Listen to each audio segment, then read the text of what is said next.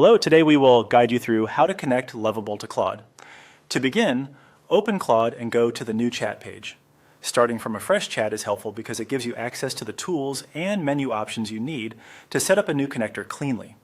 Once the page loads, look at the message box area where you normally type a prompt. Next, click the plus sign located at the chat box. This button opens additional options connected to your conversation, including tools, attachments, and connector settings. If you do not immediately see the option you need, give the menu a moment to fully appear before continuing. From that menu, click Connectors. This will take you to the area where Claude manages integrations with other services. Connectors allow Claude to work with external tools and data sources, so this is the section where you can add Lovable as a custom connection. Once you are in the Connectors area, click Add Connector. This starts the process of creating a new connection. You may see different types of connectors here, so make sure you choose the option that lets you create a new one rather than selecting an existing integration. After that, click Add Custom Connector. This is the option you will use when the service you want to connect is not already listed as a built-in choice. A custom connector gives you a way to define the integration manually using the information provided by the service you want to connect. In the name field, enter Lovable.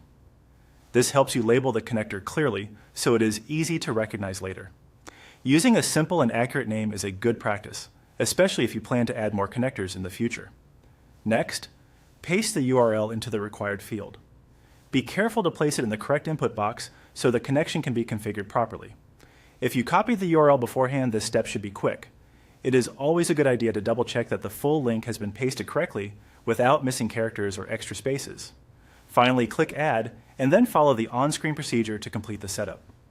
Depending on the connector flow, you may be asked to review permissions, confirm access, or finish an authorization step.